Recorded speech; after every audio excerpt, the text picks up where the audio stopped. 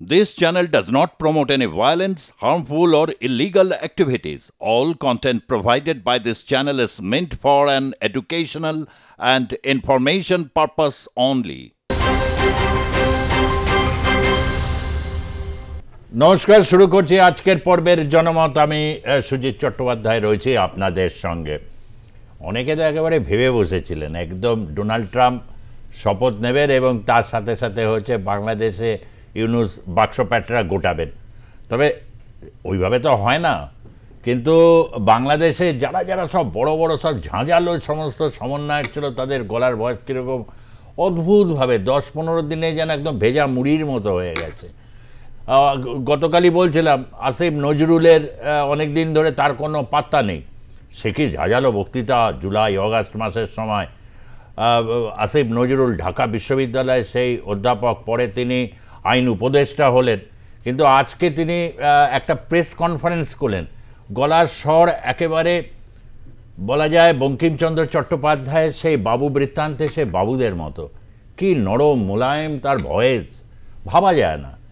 এই সমস্ত কিছুই কিন্তু ওই বলেন একটা সিন্ড্রোম, এরকমই গোটা দুনিয়া জুড়ে একটা থরহরি কম্প মাচিয়ে দিয়েছেন কিন্তু ডোনাল্ড ট্রাম্প। একটা অদ্ভুত মানে পরিস্থিতি তৈরি হয়েছে। অভিবাসন নীতি, আমেরিকার যে একটা গণতান্ত্রিক আবহ, পৃথিবীর বহু মানুষ সেখানে যান, কাজকর্ম করেন, রিসার্চ করেন, অধ্যাপনা করেন, কিন্তু অভিবাসন নীতির গেরোয় সকলেই এখন খুব দুশ্চিন্তার মধ্যে রয়েছেন। এমনকি অনেকে রয়েছেন যাদের সন্তানদের ওখানে জন্ম হয়েছে, জন্মসূত্রে নাগরিকত্ব বাতিল।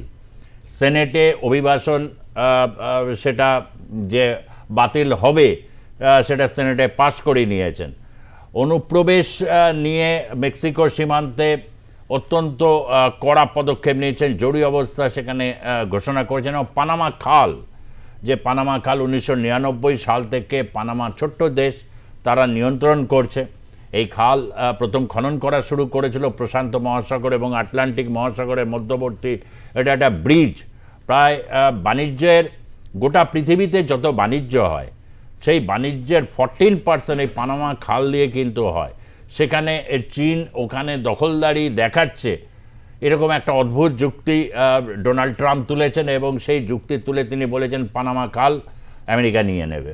এবং এই যে তার শুরুর দিন থেকে এই আস্ফালন, স্বাভাবিকভাবে বাংলাদেশের উপর তার যে প্রভাব পড়বে, কেন স্পেসিফিক্যালি বাংলাদেশ নিয়ে ডোনাল্ড ট্রাম্পের বক্তব্য রয়েছে। ডক্টর ইউনূসকে বিলক্ষণ চেনেন তিনি ভালো করে, এবং তার সাথে বাংলাদেশে কি হয়েছে না হয়েছে সেই সম্পর্কে তিনি ওয়াকিবহাল। তুলসী গাবার্ড এরা সকলে শপথ নিয়েছেন, সবই একটা প্রভাব পড়বেই।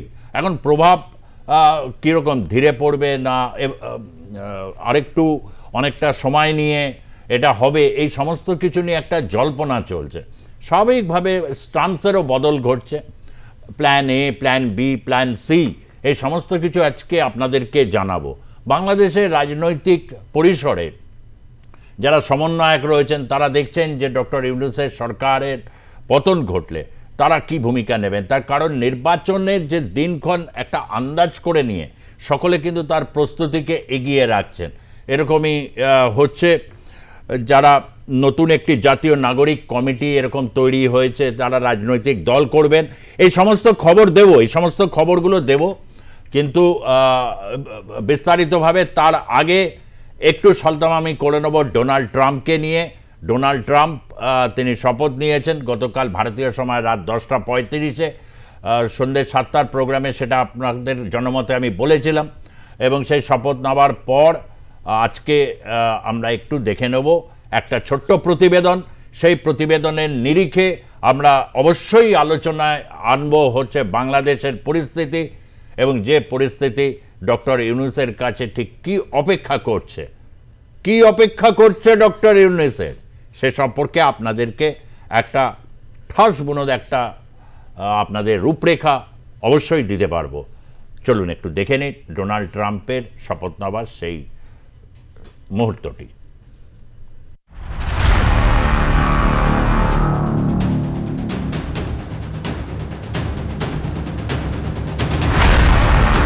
হোয়াইট হাউসে ফিরলেন ডোনাল্ড ট্রাম্প। আমেরিকার 47তম প্রেসিডেন্ট হিসেবে সোমবার শপথ গ্রহণ করলেন তিনি। শপথের মঞ্চ থেকেই প্রেসিডেন্ট ট্রাম্পের ঘোষণা, আমেরিকার দুর্বল হওয়ার দিন শেষ। আমেরিকার সার্বভৌমত্ব পুনরুদ্ধার করব আমরা, আমাদের নিরাপত্তা জোরদার হবে, আগের থেকেও শক্তিশালী হয়ে আত্মপ্রকাশ করবে আমেরিকা, নতুন যুগের সূচনা হবে দেশে। হিমাঙ্কের তাপমাত্রার কারণে ঘরের ভেতরে ট্রাম্পের শপথ গ্রহণ অনুষ্ঠান স্থানান্তরিত করা হয়েছিল। প্রাক্তন প্রেসিডেন্ট আব্রাহাম লিঙ্কনের বাইবেল ব্যবহার করে ট্রাম্প মার্কিন ক্যাপিটালের রোটান্ডার ভেতরে শপথ গ্রহণ করেন। শপথে উপস্থিত ছিলেন বিশ্বের তাবর তাবর সব ব্যক্তি, বিলিয়নিয়ার, মন্ত্রিসভার মনোনীত সদস্য এবং প্রাক্তন প্রেসিডেন্টরা। ট্রাম্পের সঙ্গেই শপথ নিলেন ভাইস প্রেসিডেন্ট জেডি ভ্যান্স। এই অনুষ্ঠানে উপস্থিত থাকার জন্য 2.20 লক্ষ মানুষ টিকিট কেটেছিলেন, কিন্তু ক্যাপিটাল ভবনের ভিতরে 700-র বেশি মানুষের বন্দোবস্ত নেই। তাই বাকিদের জন্য অন্যত্র বড় স্ক্রিন বসিয়ে সেখানে অনুষ্ঠানের সরাসরি সম্প্রচারের ব্যবস্থা করা হয়। শপথের পর প্রথা মেনে আমেরিকার প্রাক্তন president Bill Clinton, George W Bush, Barack Hussein Obama, Joe বাইডেনদের ধন্যবাদ জানিয়ে ক্যাপিটাল হিলের রোটান্ডা থেকেই ট্রাম্প ঘোষণা করেন, দেশের নাগরিকদের স্বার্থ রক্ষাই হবে প্রথম অগ্রাধিকার। এদিকে অনুপ্রবেশের সমস্যা মোকাবিলায় আমেরিকার দক্ষিণে মেক্সিকো সীমান্তে ন্যাশনাল ইমার্জেন্সি ঘোষণা করলেন ডোনাল্ড ট্রাম্প।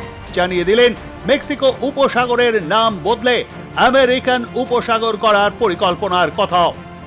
শুধু তাই নয়, মেক্সিকো সীমান্তে সেনাবাহিনী পাঠিয়ে মাদক পাচার চক্রের পর্দাফাঁস করা হবে বলেও হুঁশিয়ারি দিলেন তিনি। ট্রাম্পের শপথ গ্রহণের কয়েক ঘন্টার মধ্যেই আমেরিকার সেনেটে এই সংক্রান্ত বিলও পাস হয়েছে। এই বিলটি আইনে পরিণত হলে অভিযুক্ত অভিবাসীদের আটক করতে পারবে আমেরিকার অভিবাসন সংক্রান্ত সংস্থা ইমিগ্রেশন অ্যান্ড কাস্টমস এনফোর্সমেন্ট। দ্বিতীয় দফায় মসনাদে বসেই চীনকে নিশানা করে ট্রাম্পের স্পষ্ট হুঁশিয়ারি, পানামা খালের দায়িত্ব পানামাকেই দেওয়া হয়েছিল, চীনকে দায়িত্ব দেওয়া হয়নি, আর তাই পানামা খাল পুনর্দখল করবে আমেরিকা। তবে বিশ্ব অবাক হলো ওয়ার্ল্ড হেলথ অর্গানাইজেশনের সঙ্গে ট্রাম্পের সরাসরি সংঘাত দেখে। দ্বিতীয়বার মসনাদে বসেই হুয়ের থেকে অবিলম্বে আমেরিকাকে সরানোর কথা ঘোষণা করলেন প্রেসিডেন্ট ডোনাল্ড ট্রাম্প। কোভিড-19 মতো অতিমারির মোকাবিলা করতে পারেনি বিশ্ব স্বাস্থ্য সংস্থা, হু আদতে চীনের নিয়ন্ত্রণাধীন।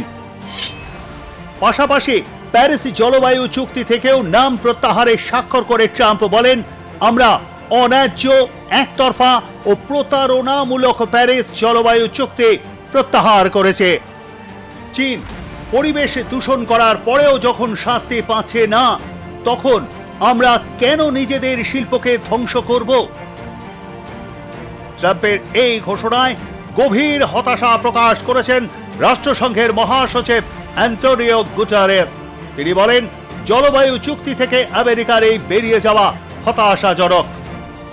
আমেরিকার প্রেসিডেন্ট পদে দ্বিতীয়বার শপথের পরেই প্রায় 100টি নির্বাহী আদেশে সই করছেন ডোনাল্ড ট্রাম্প।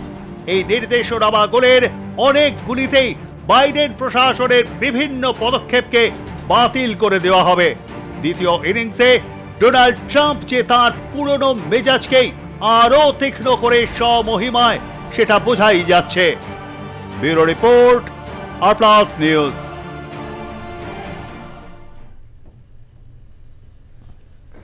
আমরা দেখলাম প্রতিবেদন, এবং এই প্রতিবেদনের মধ্যে আপনারা বুঝতে পারছেন যে গোটা আগামী 4টে বছর গোটা বিশ্ব জুড়ে একটা নতুন অক্ষ বিন্যাসের রয়েছে, এবং সরাসরিভাবে চীনকে, পানামা খালের সাথে চীনকে ট্যাগ করে দিয়ে যে পরিস্থিতি তৈরি করলেন শুরুতেই, মানে বিধ্বংসী মেজাজে যে ব্যাটিং করবেন তা কিন্তু পরিষ্কার বোঝা যাচ্ছে। এই বিষয়টাকে নিশ্চয়ই একটা আমাদেরকে নজরে রেখেই আজকের আলোচনার পরিসরটাকে আমরা এগিয়ে নিয়ে যাব, এবং এই ক্ষেত্রে অবশ্যই রাষ্ট্রবিজ্ঞানের দুজন অধ্যাপক রয়েছেন। একজন অত্যন্ত সিনিয়র অধ্যাপক, যিনি কল্যাণী বিশ্ববিদ্যালয়ের রাষ্ট্রবিজ্ঞানের অধ্যাপক ডক্টর প্রতীক চট্টোপাধ্যায়, তিনি আমাদের সঙ্গে রয়েছেন রাষ্ট্রবিজ্ঞানের আরেক অধ্যাপক ডক্টর প্রদীপ্ত রায়, তিনি আমাদের সঙ্গে স্টুডিওতে রয়েছেন, এবং ডক্টর দেবর্ষী ভট্টাচার্য ভার্চুয়ালি আমাদের সঙ্গে রয়েছেন রাজনৈতিক বিশ্লেষক হিসাবে। আমি তিনজনকে স্বাগত জানিয়ে প্রদীপবাবু আপনাকে দিয়ে শুরু করছি। এই যে আমি তো এটা ঠিক বুঝে মানে জিও পলিটিক্সে এটা জানি বাণিজ্যিক জায়গা থেকে, আমরা যদি গোটা বিশ্বের বিজনেস পার্সপেক্টিভকে মাথায় রাখি তাহলে পানামা খালে এক অপরিসীম গুরুত্ব রয়েছে, এবং সেখানে হচ্ছে চীনের দখলদার অজুহাত দেখে পানামা খালকে নিয়ে নিতে চাইছে। এইরকমই পরিবেশ পরিস্থিতি যদি হঠাৎ করে দেখা যায় যে অন্য দেশে যুদ্ধ পরিস্থিতি বা অন্য কিছুর মধ্যে তার ইন্টারেস্ট না থাকে, তাহলে হঠাৎ চীনের এই উদাহরণ দিয়ে সেন্ট মার্টিনের দিকেও তো তার দৃষ্টি থাকবে আগামী দিনে। একেবারেই দেখুন, গতকালই আমরা যেটা আলোচনা করছিলাম যে মার্কিন যুক্তরাষ্ট্রের প্রেসিডেন্ট হিসাবে ট্রাম্প একেবারে মানে অফিস গ্রহণ করার পরেই বেশ কিছু বদল আসতে চলেছে, এবং এই বদলগুলো যেটা আপনাদের প্রতিবেদনে সঠিকভাবেই বলল, তার প্রথম যে সময়কাল তারই কিছুটা একটু এগিয়ে নিয়ে যাওয়া, তার একটু ব্যাপকতর প্রতিফলন আমরা যদি বলতে পারি। এবং সেখানে চীনকে টার্গেট করার মধ্য দিয়ে একটাই বার্তা যে মার্কিন যুক্তরাষ্ট্র চীনের যে অগ্রগতি এবং বিশ্বে রাজনীতিতে বা ভূ রাজনীতিতে চীনের যে একটি বিকল্প মার্কিন যুক্তরাষ্ট্র হিসাবে তার বিকল্প হয়ে উঠতে পারে সামরিকভাবে, অর্থনৈতিকভাবে, এটা মার্কিন যুক্তরাষ্ট্র ডোনাল্ড ট্রাম্পের অন্তত অধীনে একেবারেই পছন্দ করছে না। এবং ডোনাল্ড ট্রাম্পের সময়েই আপনি দেখবেন যে চীনের সঙ্গে মার্কিন যুক্তরাষ্ট্রের বাণিজ্য যুদ্ধ একটা আমরা দেখেছিলাম, সেটাও শুরু হয়েছিল। ফলে অবশ্যই চীনের যেখানে যেখানে স্বার্থ রয়েছে সেখানে মার্কিন যুক্তরাষ্ট্র অবশ্যই চেষ্টা করবে সেই স্বার্থ যাতে চীন সুরক্ষিত না রাখতে পারে, এবং মার্কিন যুক্তরাষ্ট্র সেখানে কিছুটা হলেও তার খবরদারি বা নজরদারি অন্তত রাখতে পারে। কিন্তু যেটা আমি গতকালকেও বলেছি যে সেটা করতে গিয়ে কিন্তু মার্কিন যুক্তরাষ্ট্র যে সরাসরি চীনের সঙ্গে সম্মুখ সমরে নামবে এমনটা একেবারেই হবে না। এটা এটা এটা এখনের যে বিশ্ব রাজনীতি তারই একটা মানে একটা বলতে পারেন প্রকৃতি, একটা নেচার এই বর্তমান সময়ে, যে সেখানে অঞ্চল নির্দিষ্ট করে মার্কিন যুক্তরাষ্ট্র বেছে নেবে তার বন্ধু রাষ্ট্রকে, এবং এই মিত্র রাষ্ট্র দিয়ে তারা চীনের সঙ্গে সংঘাতে যাবে কিন্তু পরোক্ষভাবে। এবং এইখানে যেটা আপনি বললেন যে যদি পানামা খাল নিয়ে চীনের সঙ্গে একটা তার ইন্টারেস্ট, চীনের ইন্টারেস্ট আছে তাই আমারও ওখানে কিছু বক্তব্য থাকবে বা উপস্থিতি থাকবে, সেটা অবশ্যই বাংলাদেশের ক্ষেত্রেও যে কোনো জায়গায় সেন্ট মার্টিন তো একটা খুবই উল্লেখযোগ্য জায়গা, কিন্তু তাছাড়াও বাংলাদেশের যে বাজার, সেই বাজারকে কবজা করার জন্য চীনের সঙ্গে যে সরাসরি মার্কিন যুক্তরাষ্ট্র যে তার প্রতিটি অঞ্চলে চীনের যে প্রেজেন্স, সেই প্রেজেন্সের বাইরে নিজেদের প্রেজেন্স বা নিজেদের বন্ধু রাষ্ট্রের প্রেজেন্সকে অগ্রাধিকার দেবে, এটা কিন্তু প্রথম দিনেই তিনি একদম স্পষ্ট করে দিলেন।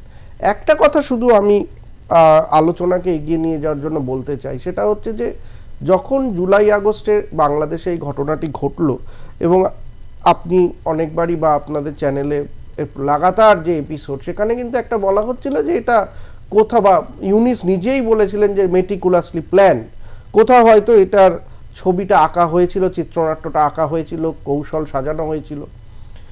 এবং আবারও আমরা যখন গতকাল থেকে বলছি যে মার্কিন যুক্তরাষ্ট্রের বদল এলো, তাহলে বাংলাদেশের রাজনীতির বদল কি অবশ্যম্ভাবী, আশু সম্ভব? তার মানে কোথাও গিয়ে বাংলাদেশ বা অন্যান্য রাষ্ট্রের যে নিজস্ব রাজনীতির গতি প্রকৃতি, সেটা কোথাও গিয়ে আমরা দেখতে পাচ্ছি আজও এতদিন বাদেও ওই ইউরোপের যে দেশ মার্কিন যুক্তরাষ্ট্র, তার হাতে গিয়ে কোথাও বাধা রয়েছে। যে মেটিকুলাস ডিজাইনটাও মার্কিন যুক্তরাষ্ট্রের সহায়তায় হচ্ছে, আবার সেই ডিজাইন থেকে বেরিয়ে আসার জন্য প্রচেষ্টা মার্কিন যুক্তরাষ্ট্রের পালা বদলের সাথে সাথেই হচ্ছে। ফলে সুতোটা মার্কিন যুক্তরাষ্ট্রে রয়েছে, আর এখানে বিভিন্ন ক্রীড়করা ঘুরে ফিরে বেড়াচ্ছে। এইটা কিন্তু একটা আমাদের মতো অন্তত ভারতবর্ষে কোনোদিন যেন এটা না হয়, এটাই বাঞ্ছনীয়। তার কারণ একটা জাতিরাষ্ট্রের যে স্বকীয়তা, তার রাজনীতির যে স্বকীয়তা, দেখুন বাংলাদেশে যে ছাত্ররা আপনি বলছিলেন যে যেভাবেই হোক, তারা উন্মাদনার বশে হোক, যে ভুল বশত হোক, তারা একটা বেরিয়ে এসেছিল এবং স্বতঃস্ফূর্ততা কিছুটা আমরা দেখেছিলাম। হয়তো সাধারণ মানুষ এতটা বোঝেনি, তারা আবেগের বশে স্বতঃস্ফূর্তভাবে একটা সুপ্রশাসনের লক্ষ্যে বেরিয়ে এসেছিল। কিন্তু দেখুন, আমি শেষ করে নি সুজিতদা, যে কিন্তু দেখুন আজকে কিন্তু তারা এটা বুঝতে পারছে যে তাদের যে আন্দোলনের যারা নেতৃত্ব দিয়েছিল, তারা কিন্তু তাদের লক্ষ্যটা সুপ্রশাসন ছিল না, তাদের ছিল যে একটি নির্দিষ্ট প্রশাসনকে সরিয়ে দেওয়া। এইখানেই আমার প্রশ্নটা ছিল, আপনি যে জায়গাটায় এটা এই যে একটা মেটাকুলাসলি ডিজাইন হয়েছিল ছাত্র জনতার একটা আন্দোলন যেটা অভ্যুত্থানের রূপ নিয়েছিল, কিন্তু অভ্যুত্থান পরবর্তী আমরা দেখলাম যে প্রত্যেকটা বিষয়কে নিজেরা তৈরি করার বদলে, অগ্রাহ্য করার বদলে ওর মধ্যে সাকাম হয়ে যাওয়া আর কি, মানে ওর মধ্যে অঙ্গীভূত হয়ে যাওয়া, এবং ধীরে ধীরে দেখা গেল কয়েকজন সমন্বয়ক, তার থেকে একটা এলিট অংশ তারা উপদেষ্টা হলেন। কিন্তু আজ সেই ছাত্র কোথায়, সেই জনতাই বা কোথায়? আজকে একটা নৈরাজ্যের পরিস্থিতি বাংলাদেশে, এবং এইটাই তো আপনি দেখুন এই নৈরাজ্যের পরিস্থিতিকেই কিন্তু বারবার ট্রাম্প নির্বাচনী জনসভায়, অনেকেই বলতে পারেন যে হিন্দু ভোটকে সংহত করার জন্যে তিনি তার প্রচেষ্টা নিয়েছেন, কিন্তু সেটা কি খুব ধোপে টেকে? না দেখুন সুজিতদা, আমি এখানে বলতে চাই যে দেখুন ট্রাম্প, আমি ধরে নিচ্ছি যে যদি এই সমন্বয়করা খুব ভালো কাজ করতেন, ধরুন কোনো মাইনরিটিকে তারা আঘাত করতেন না, তারা সুনির্দিষ্ট পথে বাংলাদেশকে এগিয়ে নিয়ে যেতেন, সুপ্রশাসনের দিকে এগিয়ে যেতেন, তাহলেও কিন্তু মার্কিন যুক্তরাষ্ট্রের পালা বদলের সাথে সাথে এইখানে কিন্তু একটা আবারও অস্থিরতা তৈরি হতো। ফলে আপনি এই যে, আমি এটাই বলতে চাইছি যে বাংলাদেশের রাজনীতির কি তাহলে কোনো স্বকীয়তা বা নিজস্বতা নেই? তারা কি নিজেরা ভেবে কিছু করতে পারছে না? কেন করতে পারছে না তার কারণ কিন্তু আমরা গতকালও আলোচনা করছিলাম যে কেউ অভ্যুত্থান হয়েছে, অভ্যুত্থানের পরে কাউকে দায়িত্ব নিতে হয়, সেই দায়িত্বটা কিন্তু না সামরিক বাহিনী নিয়েছে, না বিএনপি নিয়েছে, না কেউ নেয়নি। ফলে যারা নিতে চাইছিল তারা হচ্ছে ফান্ডামেন্টালিস্ট গ্রুপ, এবং তারা বাংলাদেশকে পিছিয়ে নিয়ে যেতে চাইছিল, এবং সেটা আজকে পরিষ্কার।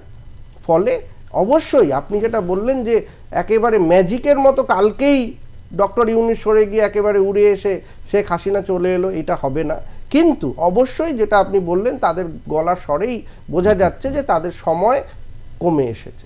আমেরিকার সাহায্য, মানে যেরকম একটা মদত ছিল সেই পিটার হাস, ডোনাল্ড লু থেকে শুরু করে বাইডেন প্রশাসনের মেটাকুলাসলি ডিজাইনে, তাহলে কি আমরা ধরে নেব কাউন্টার মেটাকুলাস ডিজাইনটাতে একটা আমেরিকা মানে কোথাও কোনো না এরকম ইতিউতি যার ছবি দেখতে পাচ্ছি, আওয়ামী লীগ তারা রাস্তায় সক্রিয় হচ্ছে, এবং এটাও শোনা যাচ্ছে যে কোনো মুহূর্তে শেখ হাসিনা ঘোষণা দেবেন ওয়েলকাম টু বাংলাদেশ, এরকম হচ্ছে। এবং এরকমও পরিকল্পনা শোনা যাচ্ছে যে গোপালগঞ্জ, শুধুমাত্র গোপালগঞ্জ যেটা হচ্ছে শেখ হাসিনার নির্বাচনী কেন্দ্র, সেখান থেকে প্রায় 10 লক্ষ মানুষ মার্চ টু ঢাকা, এরকম এরকম গোটা বাংলাদেশ জুড়ে এরকম কিন্তু একটা বিরাট চর্চা কিন্তু ইতিমধ্যে শুরু হয়েছে।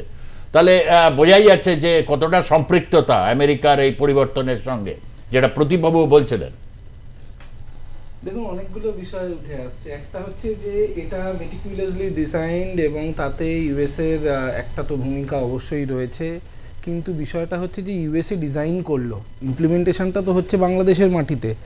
তো ইউএসএতে বসে কতটা বাংলাদেশের রাজনীতিটাকে কন্ট্রোল করতে পারছে, মানে আমি একবার বলটা যদি হাত থেকে ছেড়ে দিই সেটা কি পুরোপুরি আমার কন্ট্রোলে থাকছে? বাংলাদেশের রাজনীতির যে ক্রীড়ক যারা, তাদেরও তো একটা স্বকীয়তা আছে, এইটা অস্বীকার করার জায়গা নেই। যদিও আমি খুব ভীষণভাবে মনে করি ইউএস যেটা করেছিল আরব স্প্রিংয়ের সময়, পৃথিবীর মানে মধ্যপ্রাচ্যের বহু জায়গায় এই সো কল্ড ডেমোক্রেটাইজেশন, রিপাবলিকানিজম এসবের নাম করে এক ধরনের গণ অভ্যুত্থান করিয়েছিল, ঠিক এক ডিজাইন ফলো করা হয়েছে বাংলাদেশে। এবং আপনি যদি আজকে দেখেন সেই দেশগুলোয় সব থেকে বেশি যদি কোনো দেশকে ঘৃণা করা হয়, যদি কোনো দেশের বিরোধিতা করা হয়, সেটা হচ্ছে ইউএস। তো বাংলাদেশও এটা খুব অস্বাভাবিক হবে না, কারণ বাংলাদেশে ইউএস যাদের ওপর ভরসা করেছে তারা কিন্তু আদর্শগতভাবে, তারা মানে রাজনৈতিক দর্শনের জায়গা থেকে প্রচণ্ডভাবে পশ্চিম এবং আমেরিকা বিরোধী।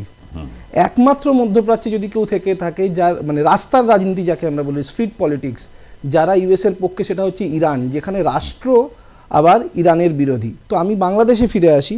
বাংলাদেশের জায়গায় যদি আপনি দেখেন, আমেরিকাকে কিন্তু খুব ভালোভাবে অ্যাকসেপ্ট করা হবে না। এই অভ্যুত্থানের পরবর্তী রাজনীতিটা যদি চলতে থাকে, আমেরিকা মোটেও একটা চালিকা শক্তি বেশি দিন ধরে রাখতে পারবে না বলে আমার ব্যক্তিগতভাবে মনে হয়। আর দ্বিতীয় যে বিষয়টা হচ্ছে যে বাংলাদেশের কোনো স্বকীয়তা আছে কিনা, বাংলাদেশি ক্রীড়কদের কোনো স্বকীয়তা আছে কিনা।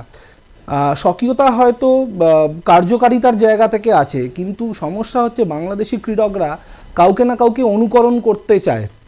তাদের বাংলাদেশি হয়ে ওঠার ইচ্ছাটা আজকের দিনের বাংলাদেশে খুব কম, কারণ তারা বাংলাদেশি আইডেন্টিটিটাকে ভুলতে বসেছে।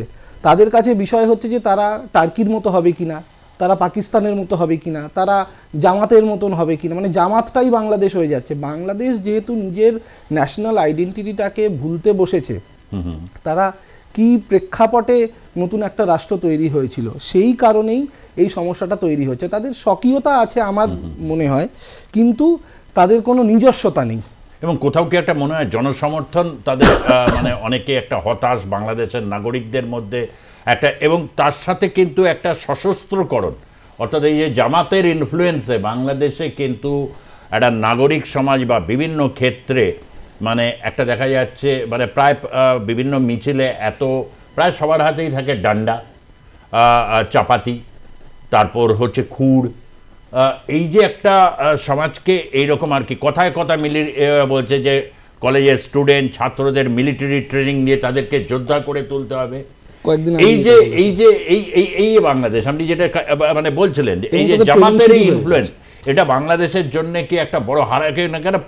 পশ্চিমের শক্তি বা আবার অন্যদিকে স্লোগানটা দেয় অদ্ভুত, তারা জাতীয়তাবাদে মানে যে সংবিধান সংস্কার জাতীয়তাবাদের বিরুদ্ধে, বিপরীতে সমতা, সম্প্রীতি, এই সামাজিক ন্যায়, এই ভারী ভারী শব্দগুলো রাখছে, কিন্তু কোনো সোসাইটিটাকে একটা অদ্ভুত ঠিক কি মানে এটার ফল আউট হতে মানে চলেছে। দেখুন, এটা আবারও একটা অভ্যুত্থানের দিকে যাচ্ছে। বিষয়টা হচ্ছে যে কে এই অভ্যুত্থানটা করাবে।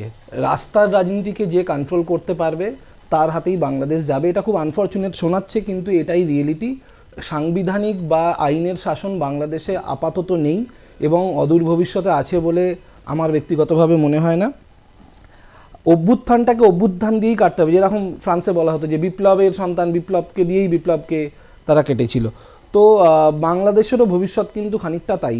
এখন যদি শেখ হাসিনাকে পাওয়ারে আসতে হয়, একটা ম্যাসিভ অভ্যুত্থান ছাড়া উপায় নেই, বা এদেরও যদি থাকতে হয় তারাও কিন্তু বারবার দেখাবে যে আমরা এই অভ্যুত্থানটাকে এখনও টিকিয়ে রেখেছি, অভ্যুত্থানটা এখনও জলে, অভ্যুত্থানটা এখনও বর্তমান। এই অভ্যুত্থান একটা গণরোষ, এটাকে যদি বারবার প্রমাণ না করা যায়, আপনি দেখুন শাহবাগ স্কোয়ার হয়েছিল কিন্তু খুব বেশি দিন, মানে রাজনৈতিক ইতিহাসে খুব বেশি দিনের কথা না, 10-12 বছর আগের কথা। তো শাহবাগ স্কোয়ারের স্পিরিটটাকে পুরো কাউন্টার করার জন্যেই তো এরা এভাবে তৈরি হলো। তো এরা অভ্যুত্থানকে দিয়েই অভ্যুত্থানকে কাটছে। আপনি দেখুন, এটা কিন্তু মানে রাজনৈতিক কোনো পালাবদল শান্তিপূর্ণভাবে হচ্ছে না, যেটা একটা গণতান্ত্রিক দেশে খুব স্বাভাবিকভাবে হতে পারে। বাইডেন এবং ট্রাম্পের সম্পর্ক কীরকম আমরা সবাই জানি, ওবামার সাথে ট্রাম্পের সম্পর্ক আমরা সবাই জানি, কিন্তু এটা আমেরিকা বলেই সম্ভব যে প্রত্যেকে ওইখানে উপস্থিত থেকেছেন এবং ট্রাম্পকে কংগ্রাচুলেট করেছেন। ট্রাম্পও গত বছর বাইডেনের সাথে একই করেছিলেন। এটাই স্বাভাবিক, এটাই ভারতবর্ষে হলেও তাই হবে, আমেরিকাতে হলেও তাই হবে, কিন্তু বাংলাদেশে এটা সম্ভব নয়, কারণ ডেমোক্রেটিক স্পিরিটটাই হারিয়ে গেছে। মানে এখান থেকে দেবর্ষী বাবু বলছিলাম শুরুতেই যেটা বলছিলাম যে কোথাও একটা মার্চ টু ঢাকা শোনা যাচ্ছে এবার আওয়ামী লীগের পক্ষ থেকে। আমি তাও বললাম গোপালগঞ্জ বা এরকম আগেই দেখিয়েছে জনমতে বিভিন্নভাবে বাংলাদেশ করতে গিয়ে যে প্রায় 20টার মতো জেলা আছে, মানে ঢাকার অদূরে যেমন গাজীপুর, এটা অত্যন্ত স্ট্রং হোল্ড, এটা একটা আওয়ামী লীগের। এবং এই জায়গা থেকে দাঁড়িয়ে যদি ব্যাপক জনসমাবেশ তারা আবার একটা করার পরিকল্পনা নিচ্ছে এবং যে কোনো মুহূর্তে হাসিনা ঘোষণাও দেবেন, তার অ্যাক্টিভনেস বিগত 10 দিন ধরে যেভাবে দেখা যাচ্ছে বিভিন্ন প্রান্তে যারা আওয়ামী লীগের রয়েছে বিভিন্ন দেশে, প্রায় বাংলাদেশের মানুষ, বাংলাদেশিরা প্রায় পৃথিবীর বিভিন্ন দেশেই তারা ছড়িয়ে রয়েছেন, তাদেরকে অ্যাড্রেস করছেন, যে কোনো মুহূর্তে ঘোষণা তিনি দিতেই পারেন। এবং এটা আওয়ামী লীগ অনেকটা নিশ্চিত যে শেখ হাসিনা ফিরছে, সেইভাবে প্রস্তুতি নিচ্ছেন। অর্থাৎ যেটা বলছেন যে আরেকটা অভ্যুত্থানের দিকেই বাংলাদেশ এগোচ্ছে এবং সেইভাবেই হবে, নাকি একটা নির্বাচনোত্তর পরিস্থিতি, কিন্তু সেটাকে কি করে কনফিডেন্সে সবাইকে নিয়ে আসতে পারবে? এই দুটো অপশনের বাইরে তো অন্য কোনো অপশন দেখতে পাচ্ছি না দেবর্ষী বাবু। হ্যাঁ সুজিত দা, দেখুন একটা অভ্যুত্থান ঘটে গেছে, এই অভ্যুত্থানটা কিন্তু প্রাথমিকভাবে কিন্তু খুব স্বতঃস্ফূর্ত ছিল বলেই আমরা সবাই মনে করি, এবং এই অভ্যুত্থানটা তো হলো, কিন্তু অভ্যুত্থানের যে কনসিকুয়েন্সটা এবং অভ্যুত্থানের পোস্ট এফেক্টটা, সেটা একটা খুব মানে একটা বড় ফ্যাক্টর, যে আমার দেশের মানুষকে আমি বোঝাতে পেরেছি একটা নৈরাজ্য, একটা স্বৈরতন্ত্র থেকে আমি বেরিয়ে আসতে চাইছি। কিন্তু তার বিকল্পটা আমি কি দিতে চাইছি? আমি কি বিকল্পটা শুধু মৌলবাদ দিয়ে কাউন্টার করতে চাইছি? তাহলে কিন্তু বেশি দিন আমি রাখতে পারবো না। আমি শুধু ভারত বিদ্বেষের জিগির দিয়ে কি আমি এই বিকল্পটাকে প্রেজেন্ট করতে চাইছি আমার দেশবাসীর কাছে? তাহলে কিন্তু আমি বেশি দিন টিকিয়ে থাকতে পারবো না। এখন সমস্যা যেটা বিকল্প অর্থনীতি, বিকল্প সমাজনীতি, এইগুলো প্রেজেন্টেশনটা খুব খুব জরুরি একটা একটা সরকারকে, একটা দেশকে নির্মাণ করার জন্য। এখন অভ্যুত্থান, পোস্ট অভ্যুত্থান পিরিয়ডে কিন্তু সেই রকম দিশা ডক্টর ইউনূসের মতন নোবেল লরিয়েট থাকা সত্ত্বেও আমরা কিন্তু দেখলাম না।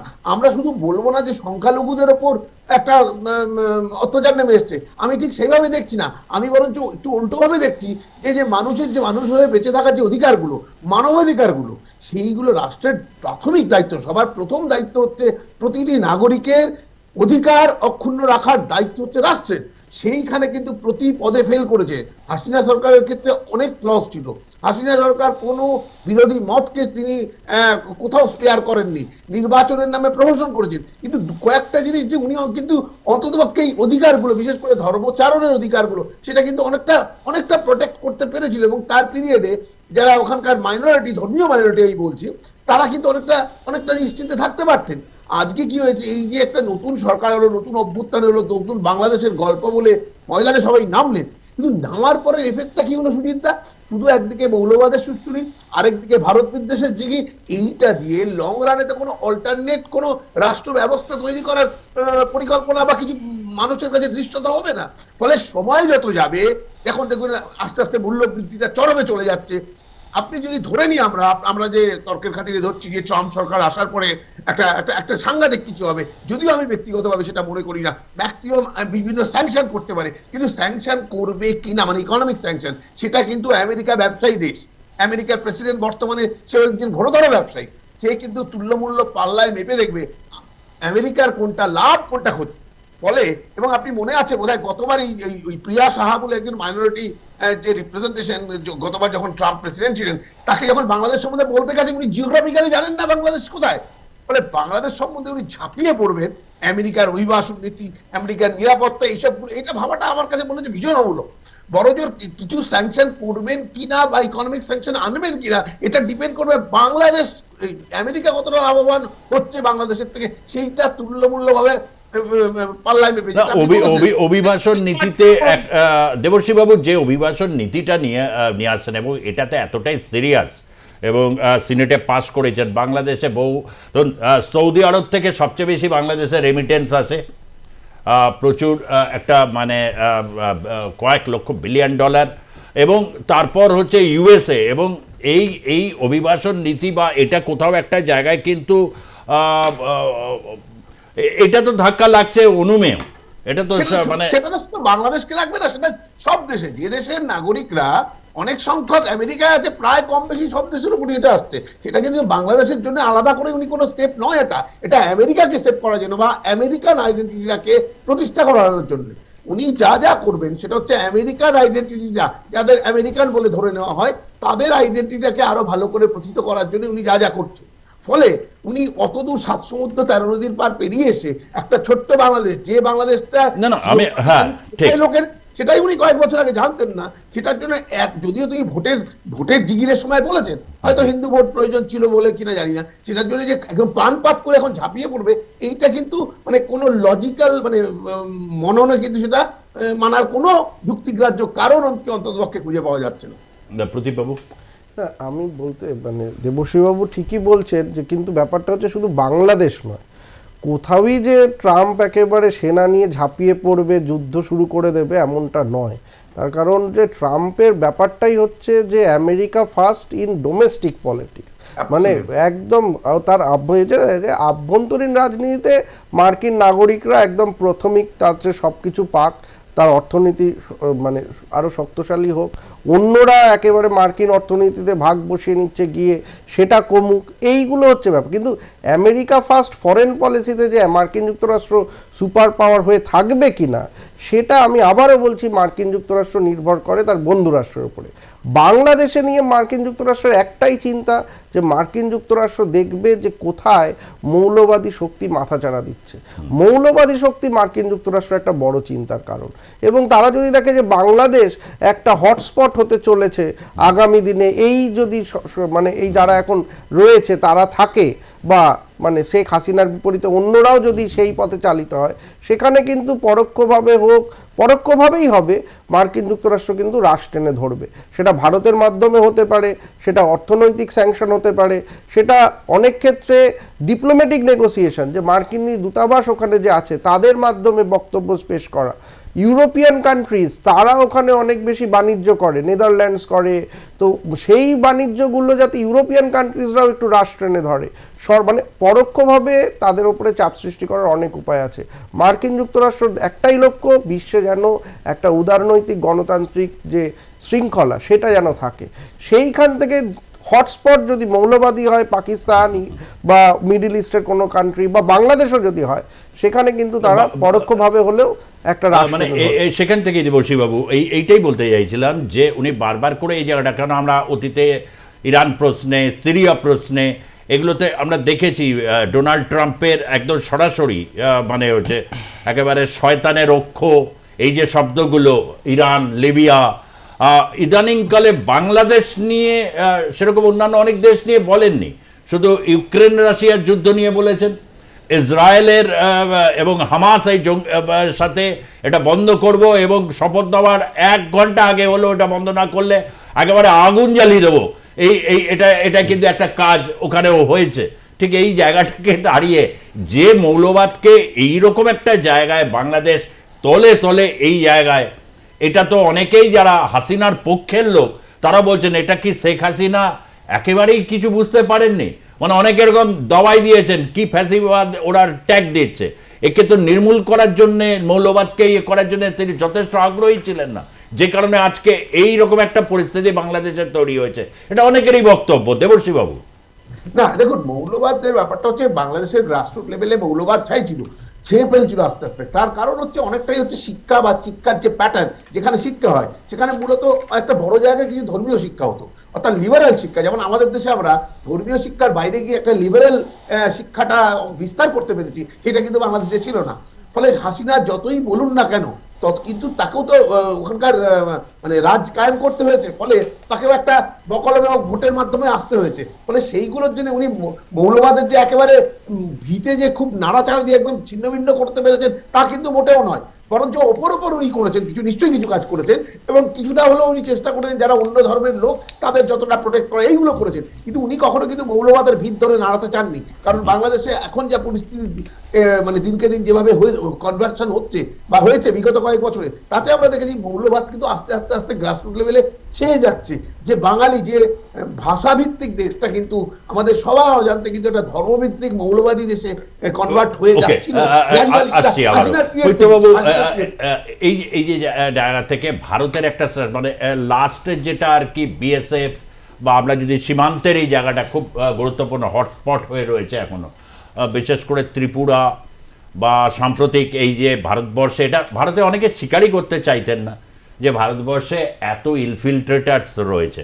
সাম্প্রতিক সাইফ আলী খানের ঘটনাটা প্রমাণ করেছে, মেঘালয়ের নদী পেরিয়ে এসে এখান থেকে একটা সিম কার্ড কুচবিহারে, সে সিম কার্ড নিয়ে মুম্বাইতে গিয়ে ওয়াপস হয়েছে। তার পেশা কী ছিল?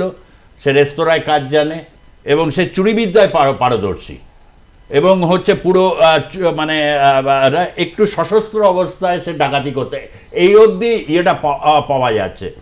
এটা একটা কিন্তু মানে জবরদস্ত একটা কিন্তু পরিস্থিতি তৈরি করছে।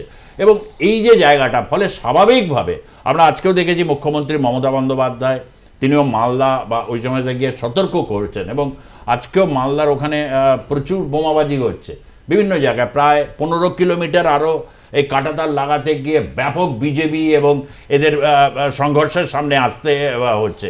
এই যে স্টান্স ভারতের, এই যে একটা স্টান্স, এটাও তো একটা বার্তা বাংলাদেশকে। হ্যাঁ, আমি আপনার এই প্রসঙ্গটায় আসবো, তার আগে আমি দেবশ্রীবাবুর দুটো কথার একটু উত্তর না দিয়ে পারছি না। একটা হচ্ছে উনি বললেন যে মানবাধিকার ইস্যু, হিন্দুদের ওপর অত্যাচারটা, হ্যাঁ মানবাধিকার ইস্যু তো বটেই, কারণ মাইনরিটির উপর অত্যাচার হলে সেটা তো মানবাধিকার ইস্যু বটেই, কিন্তু হিন্দুরা অত্যাচারিত হচ্ছে কারণ তারা হিন্দু। এটা এরকম নয় যে সুন্দরবন থেকে বাঘ বেরিয়েছে যে মানুষকে দেখছে তাকে অ্যাটাক করছে, তার ধর্ম, ভাষা, লিঙ্গ দেখছে না, তা নয়। হিন্দুদেরকে শুধুমাত্র হিন্দু বলেই অ্যাটাক করা হচ্ছে। তো হিন্দুদের সমস্যা সমাধান করতে গেলে সবার আগে সমস্যাটাকে প্রপারলি রেকগনাইজ করা প্রয়োজন যে তাদেরকে হিন্দু বলেই অত্যাচারিত হতে হচ্ছে। This is number one. আর একটা উনি বললেন যে মাইনরিটিরা বা হিন্দুরা বাংলাদেশে একসময় ভালো ছিল হাসিনার সময়। 2018-19 পরপর বহু রায়ট হয়েছে দুর্গাপুজোর সময়, ছোটোখাটো বড়। কাজেই হিন্দুদের জন্য মানে the choice is between bad and worse. ভালো অবস্থায় হিন্দুরা লাস্ট কবে বাংলাদেশে ছিল বা পূর্ব পাকিস্তানে ছিল এই হিন্দুরা ভুলে গেছে। আর একটা উনি বললেন যে গ্রাস রুটে র্যাডিক্যালিজম এখন পৌঁছে গেছে। আমার মনে হয় জিনিসটা উল্টোটা। গ্রাস রুটের র্যাডিক্যালিজম ছিল শেখ হাসিনার সময়ই, এবং শেখ হাসিনা সেটাকে খানিকটা ম্যানেজ করেছেন, খানিকটা ইগনোর করেছেন। রাষ্ট্রশক্তিটা এখন র্যাডিক্যালাইজড হয়ে গেছে, যেটা আমাদের সকলের কাছে ভারতবাসী হিসেবে এবং মানে সাউথ এশিয়ার প্রত্যেকের কাছে একটা বড় কনসার্ন, যে একটা র্যাডিক্যাল আইডেন্টিটি তারা একটা রাষ্ট্রশক্তিকে কবজা করতে পেরেছে। এতকাল গ্রাসরুট লেভেলে ছিল তারা তাদের মতো একটা মাদ্রাসা চালাচ্ছে বা একটা পার্টি চালাচ্ছে বা একটা অঞ্চলে খানিকটা ক্ষমতা দখল করে রেখেছে। এটা তো ঠিক আছে, এটা তো অসুবিধে কোথায়, খানিকটা ইগনোরও তো করতে হয় রাষ্ট্র চালাতে গেলে। তো সেই ইগনোরেন্সের জায়গা থেকে খানিকটা চলছিল। এবার আপনি যেটা র্যাডিক্যালাইজেশনটা এটা কমপ্লিট মানে এই আপনি বলছেন রাষ্ট্র যেখানে এরকমভাবে র্যাডিক্যালাইজড মানে হয়েছে ডক্টর ইউনূসের শুরুর দিকে, তিনি মূলত ভারতের দিকে, কেন তিনি খুব একটা র্যাডিক্যাল ইসলাম দ্বারা কখনো প্রভাবিত হয়েছেন, মৌলবাদীদের সঙ্গে চলাফেরা করেছেন এরকম উদাহরণ কিন্তু নেই। মানে তার ঘোর সমালোচকরাও কখনো এটা ডক্টর ইউনূস সম্পর্কে বলেন না। রাদার শেখ হাসিনা, আমার তো মনে আছে প্রথম যখন শেখ হাসিনা প্রথম দফায় যখন নির্বাচনে তখন আসতেন তখন তিনি প্রায় হিজাব টানতেন। ধীরে ধীরে ধীরে ধীরে সেটাকে অনেকটা হয়েছেন কোথাও একটা তুষ্টিকর, মানে আপনি যেটা বললেন গ্রাসরুট লেভেলে এটা ছিল হিন্দু বিদ্বেষ ছিল, কথায় কথায় হচ্ছে মন্দির বিভিন্ন জায়গায়। কিন্তু এখন এই র্যাডিক্যালাইজড হওয়ার জন্য মানে তাহলে তো ওখানে হিন্দুদের নিরাপত্তা মানে চিরকালই এই নিরাপত্তা কি মানে আগামী দিনে আওয়ামী লীগ কি নিশ্চয়তা দেবে? তারাও তো মামুলি কথাই বলবে যে আমাদের সময় হিন্দুরা ভালো ছিল। না দেখুন, এই অভ্যুত্থানের পর থেকে হিন্দুদের রাজনৈতিক সাপোর্টের যে ক্যারেক্টারটা সেটা একটু বদলে গেছে। হিন্দুরা একটা সময় পর্যন্ত মোটামুটি অন্ধভাবে আওয়ামী লীগকে সাপোর্ট করতো বা করাটাই তাদের একমাত্র উপায় বলে তারা মনে করতো। এখন কিন্তু আর সেটা মনে করছে না। হিন্দুরা একটা পাওয়ার ব্লক হিসেবে নিজেদেরকে কনভার্ট করে নিয়েছে এবং আওয়ামী লীগের বাইরে গিয়েও তারা যে একটা রাজনৈতিক শক্তি হিসেবে আত্মপ্রকাশ করেছে, সেটাই যদি ভবিষ্যতে তাদেরকে বাংলাদেশে কেউ বাঁচাতে পারে সেই শক্তিটাই বাঁচাতে পারবে। অন্য কিছু আর কোনো রাজনৈতিক উপায় খানিকটা মানে তাদেরকেও একটা কাউন্টার র্যাডিক্যালিজম এনে ফেলেছে অলরেডি তারা বা আনতে চেষ্টা করছে, এটাই উপায়। কারণ সেরকম লক্ষণ কিন্তু এখনো নেই বাংলাদেশের বক্তব্য কিন্তু তাই। মানে ওরা চিন্ময় প্রভুকে যে ইয়েগুলো দিয়েছে, যে ধারায় মানে কারারুদ্ধ করেছে, তাতে সেই বক্তব্যগুলোই চলে আসে যে র্যাডিক্যালাইজেশনের কথা বলছিল, বালকানাইজেশনের কথা বলছিল, দেশভাগের কথা বলছিল। তো একটা পাওয়ার ব্লক হিসেবে হিন্দুরা আত্মপ্রকাশ করেছে। কাজেই সেই জায়গাটা একদম ইগনোর করা। এটা বলছেন ভবিষ্যতে একটা বড় কাউন্টার আপনার র্যাডিক্যালাইজেশনের দিকে যাওয়ার র্যাডিক্যালিজমকে কাউন্টার করার কথা আমি বলছি, আমি একটা কাউন্টার র্যাডিক্যাল ফোর্সের কথা বলছি না। এমতো একটা পরিস্থিতিতে প্রদীপবাবু যখন এই ধরনের দেখা যায় বাংলাদেশে যেরকম অভ্যুত্থান, কু, ক্যান্টনমেন্ট প্রভাবিত রাজনীতি বিভিন্ন ক্ষেত্রে বা হচ্ছে কুক্ষিগতকরণ যেটা হচ্ছে শেখ হাসিনা বা আওয়ামী লীগের যারা বিরুদ্ধচারণ করেন তাদের একটা বড় রকমের ইয়ে হচ্ছে 75 সালে বঙ্গবন্ধু নিহত হওয়ার একটা বড় কারণ ছিল বাকশাল গঠন, অর্থাৎ একদলীয় শাসন ব্যবস্থা, অর্থাৎ গণতন্ত্রের পথে হাঁটতে মানে যেতে গিয়ে বারবার তারা হোঁচট খায় কিন্তু এক্সপেরিমেন্ট তো বন্ধ থাকে না। এরকম একটা অবস্থায় কোথাও কি একটা বৈষম্য বিরোধী ছাত্র আন্দোলন এই জায়গা থেকে তারা যদি ডক্টর ইউনূসের পতন হয় বা নির্বাচন আসে, মানে তারা একটা রাজনৈতিক দল গঠনের প্রক্রিয়ায় রয়েছে। ইতিমধ্যে দেখা যাচ্ছে গুগলে ফর্ম লোড করেছে এবং জাতীয় নাগরিক কমিটি, এটা নিয়ে ব্যাপক চর্চাও হচ্ছে বাংলাদেশে। জাতীয় নাগরিক কমিটি তৈরি হয়েছে এবং 232 জনের কমিটি তারা তৈরি করেছেন, প্রায় 21,000 সদস্য করা হয়েছে তাদের। এবং একে যেটাকে অনেকে আবার অবশ্য বলছেন কিংস পার্টি, মানে কিংস পার্টির একটা অভিধা পেয়েছে। এইরকম একটা যে টার্ময়েল সিচুয়েশন, দেখুন হাসিনা এখনো দেশে ফিরতে পারেননি, বিএনপির তারেক রহমানও আসেননি, দীর্ঘদিন তার কর্মী নেতাদের থেকে তার দূরত্ব। বিএনপির নেতৃত্বের বয়স হয়েছে, যদিও দুটা মূল রাজনৈতিক শক্তি জামাত যতই করুক আমার বিশ্বাস না হয়তো এটা পেট বা হৃদয় অবধি গিয়ে পৌঁছে মস্তিষ্ক অবধি বাংলাদেশের নাগরিককে গ্রাস করবে, মুক্তিযুদ্ধের স্পিরিটকে দাবিয়ে দেবে, এটাও হয় না। তাহলে এই যে শক্তিটা এই উত্থানের মধ্যে দিয়ে এটা কি প্ল্যান বি এর মানে এটাকে আমরা ধরতে পারি না? এটা একটা কখনো এরকম পরিস্থিতি হলে এটা একটা রাজনৈতিক শক্তি হিসাবে আগামী দিনে উত্থান ঘটবে বা নির্বাচনে তারা প্রতিদ্বন্দ্বিতা করে একটা তৈরি করবে, সেই পরিস্থিতি কি বাংলাদেশে রয়েছে? আপনি বহুবার বাংলাদেশে যেহেতু গেছেন। দেখুন, আমি প্রথমেই বলি যে প্রদীপ্ত যে কথাটা বললো যে রাজনৈতিক শক্তি হিসাবে হিন্দুরা একটা জোটবদ্ধ হয়েছে, তাদের যে অস্মিতা, তাদের যে আইডেন্টিটি, সেটা যখন ক্রাইসিসে হয়েছে তারা নিজেরাও রাস্তায় নেমেছিল যে আমরা কেন এত আমাদের উপর আঘাত আসছে। কিন্তু আমাকে বুঝতে হবে যে ডেমোগ্রাফিক্যালি হিন্দু প্রতিশত কত নাগরিকদের বাংলাদেশে, ফলে তারা একটা রাজনৈতিক শক্তি হিসাবে আত্মপ্রকাশ করলেও তারা যে একটা বিশাল জনসমর্থন নিয়ে একটা রাজনৈতিক দল করে সিট জেতা বা ক্ষমতার মসনদের কাছাকাছি আসাও বা কোনো পলিসি ইনফ্লুয়েন্স করার জায়গাতেও আসতে পারবে না, এটা এক। সেকেন্ড হচ্ছে যে যারা এখন সমন্বয়ক তারা রাজনৈতিক দল গঠন করছে এই জন্যই, না হলে তারা নির্বাচনে অংশগ্রহণ করতে পারবে না। কিন্তু রাজনৈতিক দল হিসাবে আত্মপ্রকাশ করলেও তাদের উপরে মানুষের আস্থা থাকছে না, কারণ তাদের এক্সপেরিমেন্টটা ফেল করেছে। তো ফলে এখন আগামী দিনে একটাই উপায়, সেটা হচ্ছে উন্নততর আওয়ামী লীগ। উন্নততর আওয়ামী লীগ, যে আওয়ামী লীগ ছিল, যার বিরুদ্ধে অনেক অভিযোগ ছিল, সেই অভিযোগগুলো যাতে আগামী দিনে না হয়, দুর্নীতির অভিযোগ, মানে পরিবার কেন্দ্রিকতার অভিযোগ, এইগুলো না হয়, যেটা খুব ইম্পর্টেন্ট বাংলাদেশের রাজনীতি আগামী দিনে। না বিএনপি না শেখ হাসিনার আওয়ামী লীগের সেকেন্ড জেনারেশন তৈরি নয় লিডারশিপে, সেটা আমরা দেখলাম। ফলে এই র্যাডিক্যাল শক্তি যারা যখনই মাথাচাড়া দেবে তখন এই অস্থিরতা থাকবে। কিন্তু আগামী দিনে যদি এই সাউথ এশিয়াকে শান্ত রাখতে হয়, বাংলাদেশকে শান্ত স্বাভাবিক রাখতে হয়, তাহলে শেখ হাসিনার যদি আসছেন তাহলে তাকে আরও নতুন করে ঘর গোছাতে হবে, বাংলাদেশকে গোছাতে হবে, শুধু উন্নয়ন নয়। এই যে র্যাডিক্যাল এলিমেন্টগুলো থেকে যাচ্ছে সোসাইটিতে, তার বারবারন্তটা কিভাবে কমানো যায় সেটা নিয়েও কিন্তু একটা আলাদা নীতি গঠন করতে হবে বাংলাদেশকে। তার পাশাপাশি এটা পৃথিবীর ইতিহাসে তো তরুণ প্রজন্মের এটা একটা বড় ভূমিকা থাকে। বাংলাদেশের তরুণ প্রজন্ম অনেক সাহসিকতা দেখিয়েছে, এসেছে, কিন্তু তাদের বক্তব্য শুনবেন। আর হচ্ছে যদি আমরা অনেক সময় ইউটিউবে বা এতে দেখি ডাক্তার শফিকুর রহমান জামাত ইসলামের যিনি আমির, তার বক্তব্য বা হচ্ছে এদের বক্তব্যগুলো কিন্তু প্রায় একই ধাঁচের মধ্যে ঘোরাফেরা করে। দেখুন, বাংলাদেশের তরুণ প্রজন্ম নিয়ে আমি খুব হতাশ, কারণ তারা যে আবেগ দেখিয়েছে কোটা সংস্কার রাজনীতি, কিন্তু তার সঙ্গে তারা তাদের জাতির যে জনক, যে সিম্বল অফ বাংলাদেশ, তার যে মূর্তি বা তাকে নিয়ে যে অবমাননা করেছে, এইটাতে আমি বাংলাদেশের ছাত্র সমাজ নিয়ে খুবই হতাশ বলেই আমার মনে, আমি হতাশ অন্তত। তার কারণ তাদের যে আবেগ সেটা যদি শুধু কোটা সংস্কার রাজনীতিতে সীমিত থাকতো সেটা অন্য জিনিস, কিন্তু জাতির যে সিম্বল, তাকে আমার এখানে ভারতবর্ষে যাই হোক, যে দলই ক্ষমতায় আসুক, এরকমভাবে মহাত্মা গান্ধী বা জিন্না বা যারাই হোক, মানে আম্বেদকর, তাকে একেবারে তছনছ করে দেবে এরকমটা কখন? ফলে এই জায়গাতেই যেটা প্রদীপ্ত বলছিল যে গণতন্ত্রের যে নির্যাস সেটা ভালোভাবে বাংলাদেশে প্রথিত হয়নি।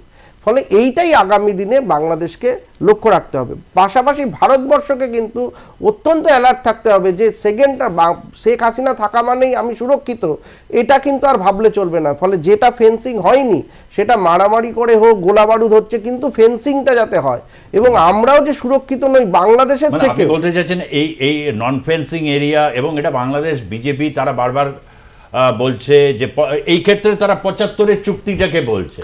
না না, দেখুন, আজকে আর্টিফিশিয়াল ইন্টেলিজেন্সের যুগ, সেখানে আর ওই গল্পটা বললে হয় না যে আমার তাল গাছটা ওই জমিতে আছে আর আমার ঘরটা এই জমিতে।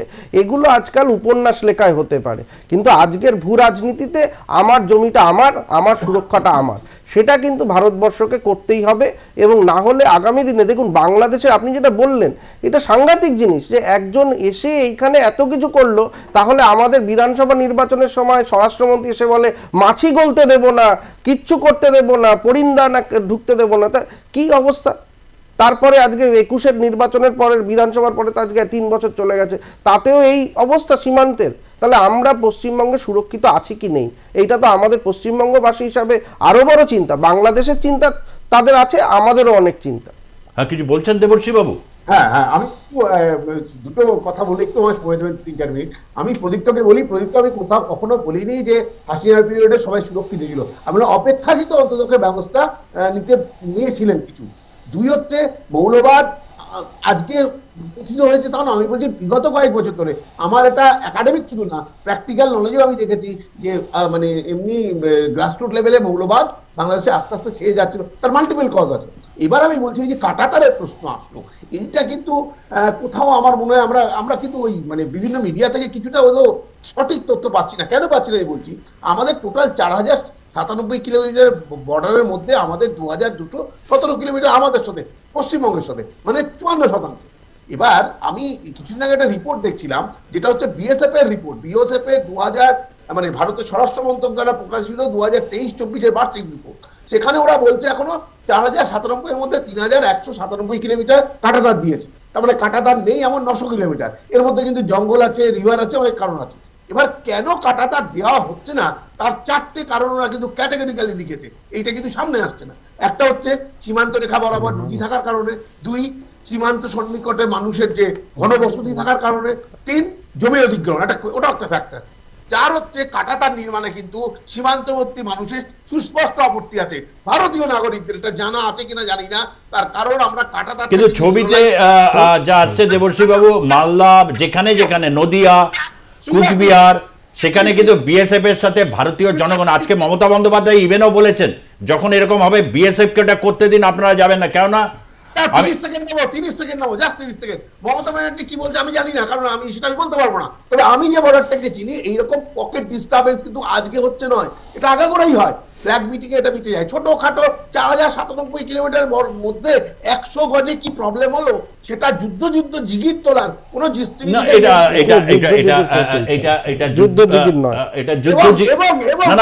ব্যক্তিগত। আপনি তো এটা নিশ্চয়ই মানবেন, বাংলাদেশে আলোচনা হচ্ছে সইফ আলী খান যেহেতু সংখ্যালঘু, তার বাড়ি আক্রান্ত হচ্ছে, তারপরে গিয়ে এটা কি দাঁড়ালো দেখলেন শেষ বিচারটায়, মানে যেরকম জায়গায় এসে গিয়ে দাঁড়াচ্ছে। এইটা একটা ঘোরতর সমস্যা হয়ে দাঁড়িয়েছে। ব্যক্তিগত নিরাপত্তা থেকে শুরু করে কাজকর্ম। হ্যাঁ, আপনি যেটা বলছেন সেটা ঘটনা। বিএসএফ এর রিপোর্ট বললাম, আমি স্বরাষ্ট্র মন্ত্রকের রিপোর্ট বললাম 2023-24। এবং আপনি জানেন না ওখানে একটা মানে যেগুলো জানা মানুষের খুব দরকার, বর্ডার এরিয়া ডেভেলপমেন্ট প্রোগ্রাম বিএডিপি বলে একটাই আছে, যাতে 60% নদীর ক্ষেত্রটা নিঃসন্দেহে আলাদা। কিন্তু যেখানে সমতলের জমি এসে ঢুকে পড়ে গৃহস্থ বাড়িতে গরু নিয়ে চলে যাওয়া হচ্ছে, পার্মানেন্ট ইস্যু। এইটাকে এখন হাইলাইট করে এই ইস্যুটা পার্মানেন্ট রাখা যাবে না। পার্মানেন্ট কি এটা রাখা যাবে, এটাই প্রশ্ন। যাবে না, আমি সেটা বলছি না। কিন্তু এই যে আমাদের বাইলেটারাল রিলেশনশিপটা আরো খারাপ হচ্ছে, যেমন বাংলাদেশের লোকেরা ভুলভাল বলছে কলকাতা দখল করবো, তাতে যেমন খারাপ হচ্ছে, আমরাও এই কথাগুলো বলে আমরাও কিন্তু রিলেশনশিপটা খারাপ করছি। আমার মনে রাখতে হবে আমাদের প্রতিবেশী দেশের সাথে যত ট্রেন আছে, বাস আছে, কোথায় খারাপ হচ্ছে না না, অনেক জায়গা আছে। দেবশ্রী বাবু, যখন ইনফরমেশন বাংলাদেশে এই ঘটনাটা, আমি প্র্যাকটিক্যালি আমি কখনো এটা নিয়ে ইয়ে করিনি ওভারলি, তার কারণ আমি সেসব বাংলাদেশের কিছু কিছু বিভিন্ন মিডিয়া জাতীয় মানে তাদের খুব বড়, তারা যেভাবে এখন সব চুপ মেরে গেছে পুরো ব্যাপারটা, এটা তো একটা হচ্ছে। এবং এই সমস্যাটা কারণ আমাদের ওকে আজকে সময় একেবারে সময় শেষ। এটাই আর কি আমরা বলতে মানে চাইছি এই মুহূর্তে। আজকে বিস্তৃতভাবে অনেকগুলো জায়গা নিশ্চয়ই আমরা ক্লিয়ার করে দিতে পেরেছি যে কি পরিস্থিতিতে রয়েছে, এবং আমরা নজর রাখছি। তার কারণ হচ্ছে 4টে বছর আগামী সময়টায় একটা ভূ রাজনৈতিক ক্ষেত্রে একটা বড়সড় হবে, এবং সঠিক ইনফরমেশনটা এই ক্ষেত্রে খুব গুরুত্বপূর্ণ। কারণ প্রায়শই এখন পোস্ট ট্রুথের যুগে ডিসইনফরমেশন নিয়ে বলছেন বাংলাদেশের যারা এরকম, তারা ভারতের বিরুদ্ধে তারা ক্রমশই বলেন, কিন্তু তারা কিন্তু তার কাউন্টার যুক্তি হিসেবে যে ন্যারেটিভগুলো নিয়ে আসছেন তাতে আবার নাখুশ ওখানকার অনেক বুদ্ধিজীবীরা রয়েছেন, তারা কিন্তু এটা বলছেন। সুতরাং এটা চলতেই থাকবে।